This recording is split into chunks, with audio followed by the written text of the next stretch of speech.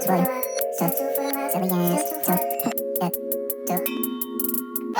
two for the whole world. 10 toes down, chose my own words wisely. I poet like a bar. Send you spit like your cars. What's going on, y'all? Welcome back to another Two for the World show here on the platform where we create us is actual factuals. I'm your host, William Zillions. What's going on? Thanks for tuning in. There's tons of stuff to get into. Let's get into it. So I'm Happy Boy Zillions. You know why? Because there's not one, there's not two, there are 3 Ninja Turtles films slated to come out in the near future. So we got the one drawn that's coming. It's like the Rise of the Ninja Turtles. That's based off the Nickelodeon recent cartoon iteration of the Turtles. That'll be on Netflix. We have this other, I'm pretty sure this is going to be a bomb-ass movie. Like, I don't know that it's going to be everything I'm looking for from a Ninja Turtle movie. However, on the side of funny, I'm pretty sure this the second one, which is slated for, I don't know, it was like 2023 or something like that. 2023, which is produced by Seth Rogen. Now, Seth Rogen, you know, he, if you saw Sausage Party, if it's anywhere in the realm of that type of humor, I'm interested. I'm really, my interest is peaked because hopefully the humor will be a bit more mature and, you know, it'll be a little bit more suited for, you know, the older fans.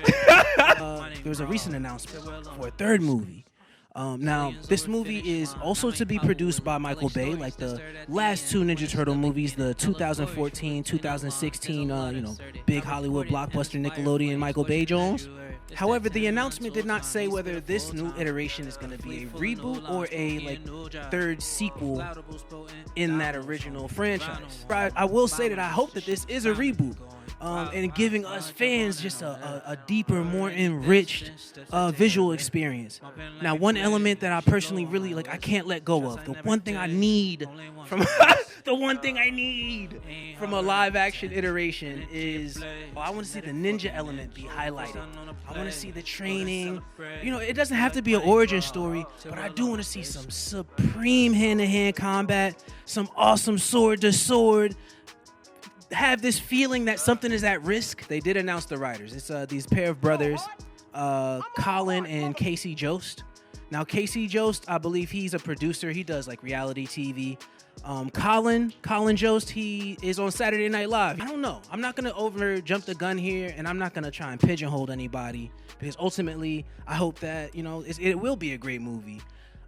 However, it does seem though, based off of who the writers are, that there will be a hyper focus, or at least a good amount of focus on the humor element of it. And with 2 animated versions of it already coming out, it's like, this next one, this third one, I'm hoping for some more realism, some more violence. You know what I'm saying? I'm hoping to see some real turtle to foot kicking. You know what I'm saying? I'm trying to see some excellent fight sequences here, like that.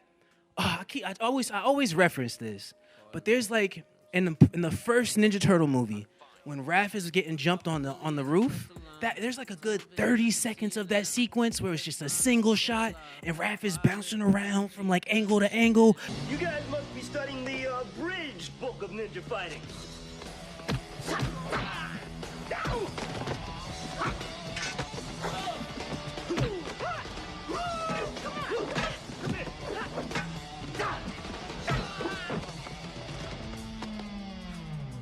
I mean, come on. How do you guys expect to beat me? Fight scenes like that is something that I really want to see all over this fucking movie. I want to see all of that shit, and that's what I'm signing up for. However, I don't necessarily think that that's what we're going to get, but we'll see in months to come. I'm really looking forward to everything that is developing with it. So look, there's this show called C on Apple TV, and I did the first season. I did a review of it. Excellent television show. Jason Momoa. Everything he does that I watched recently it just stands out to me as excellent. And this is no exception. So basically the show chronologically starts around this time. And there's this virus that pops off and wipes out basically all of the planet except for 2 million people.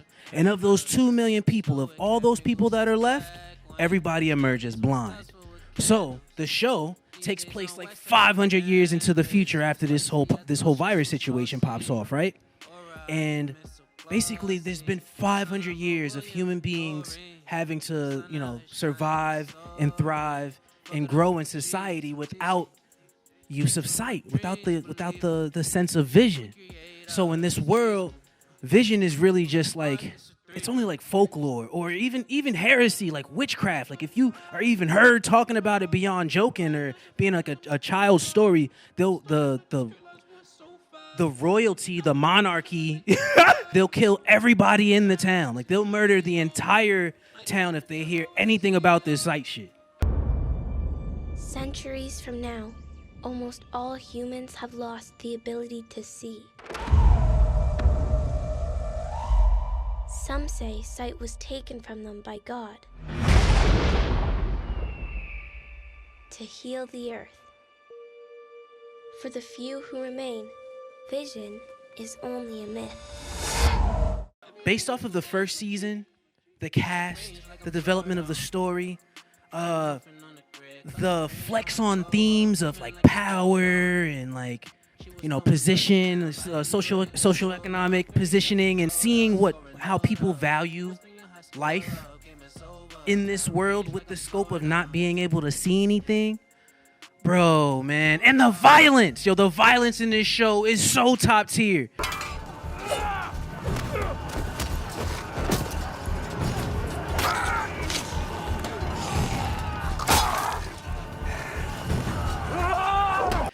Jason Momoa don't play, son. He has this, so I want you to know I also cook. I love this show so much. I have this knife that's sort of inspired by the big, giant kahunka blade that Jason Momoa had in his joint. Now, in this show, his name is Baba Voss, so my knife is, of course, named Baba Voss. He has this knife. It looks like a giant cleaver with a long handle on it. And in certain scenes, he, like, fucking jabs it through people's faces and splits their shit in half. And then doesn't bat an eye. And sort of like, if blood splashes, he's like, bro. Jason Momoa is snapping in this. The show is so dynamic because we do get to see him in his, like, you know, savage mode. I'll murder anything to protect everything I love. But then you get to see this, like, tender-hearted, nurturing side of him. At the last episode of the first season, his daughter gets kidnapped by a slaver. But that slaver is Baba Voss's brother, because Baba Voss, this is a spoiler overload if you didn't see from season 1, but it's been out a while. Baba Voss's brother is a slaver because Baba Voss comes from a family of slavers. And ultimately, they found out that this was the child of Baba Voss, and then to bait him back to the world that he escaped from so many years ago, they kidnapped his daughter. So, yo, this season's about to go crazy, son. And you know who's playing his brother? Dave Bautista, son. Big brolic buddy. We about to have Aquaman versus Drax in this motherfucker going crazy, son. My favorite thing about the fight sequences in this is that nobody's able to see. Everybody's only listening really hard and feeling for, like, air pressure changes in the room, but they still move, they still attack, they still swing swords, they still hack away without no hesitation, bro. This show is such a sleeper. It's such a sleeper. Like, if you're looking for a television show to watch right now that you will have a better opportunity to binge because a brand new second season is coming to you in like a few days, August 27th, C is the show for you. What do you think? Did you get a chance to watch the show C? And what are you looking forward to seeing in the second season? I personally can't wait for I'm pretty sure the final or one of many battles between Baba Voss and Edo Voss, the Dave Bautista character, man. It's gonna be crazy. All right, so moving along, Titan Season 3.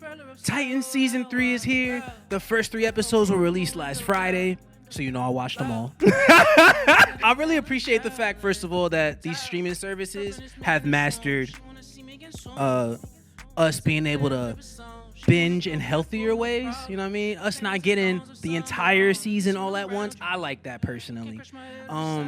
If you don't know, Titans is a show that originally started on the DC Universe app. It was exclusive to that back when DC was packing everything they had on this thing. And I had heard about it. My homies was telling me I was tripping for not watching it. 2 seasons of this shit went by. And then finally I was like, all right, it's on HBOMAX now. I'm going to watch it. So I watched it. Yo, this show is so good. It really caught me off guard with its tone. Its tone is super dark. It takes itself not overly serious, but serious enough. You know what I'm saying? So it follows, you know, the Teen Titans, or the Titans. We got Starfire. We got Robin. We got multiple Robin. We got every Robin in the book in this motherfucker. You feel me? We got Dick Grayson. Jason Todd's in this. Spoiler. Spoiler for season 3. Episode 1, we get introduced to who I'm pretty sure is Tim Drake. And the way that they're setting his character up is so sweet for this season. He's in the city. He is fully aware and a full and complete supporter of Batman to his core. Batman's ally was found dead tonight.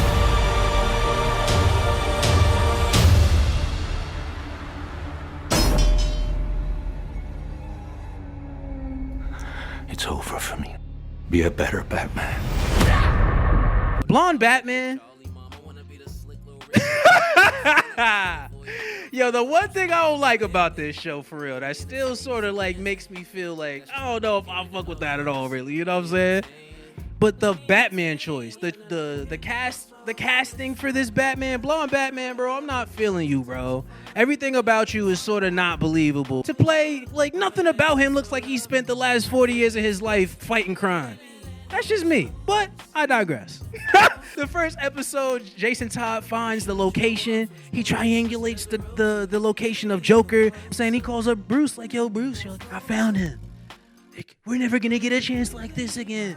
Batman's like, no, stand down. But like with a British blonde Batman voice, cause he's like, it's so weird. Jason Todd's like, nah, man. All right, I'm gonna fall back, boss. All right, boss. I guess I'll listen to you, boss. He a little dick, son. I don't fuck with. I fucking hate Jason Todd in this show. And I'm happy he got taken out because he only will become cool once he becomes the Red Hood, which is episode 2. Episode 2 is fire. I don't want to expose too much. All I gotta say is that, yo, there's a lot of cool, interesting character development happening in this. The end of episode 3, there's a crazy situation that I can't really expose to you yet because it's still kind of early and it just came out. So I'm gonna let it marinate so you can have that in enjoyment. What do you think? Have you had a chance to check out Titans? Have you seen the first 2 seasons? What are you excited to see in this one? I know for a fact, I really hope that they finally develop Gar and his abilities this season. Like, I want to see him turn into something other than a tiger. And I understand that there's certain like limitations due to like budgets and stuff like that. But I'm hoping that they find a way to like flex it and him to go full force Beast Boy. Cause he ain't really been Beast Boy. He's been like Tiger Boy, which is cool, but like, nah. But y'all don't want to talk your ear off, man. This has been another episode of the 2 for the World show here on the platform where We Create Us is Actual Factuals. I'm your host, William Zillions. Tune in to WeCreateUs.com for all of the brand newest, most awesome content here on We Create Us TV at a click of a button. I definitely got new merch on the way, so stay tuned for that. Thank you so much for taking the time to tune in. And yo, by all means, stay true. It's still twofold. Come over here when you're supposed to be, baby, closer. Come over here, closer. And I'm pretty sure that you're the one for each moment when you press it as a rosary. Baby, come closer, come closer, as close as could be. Like a soul godly.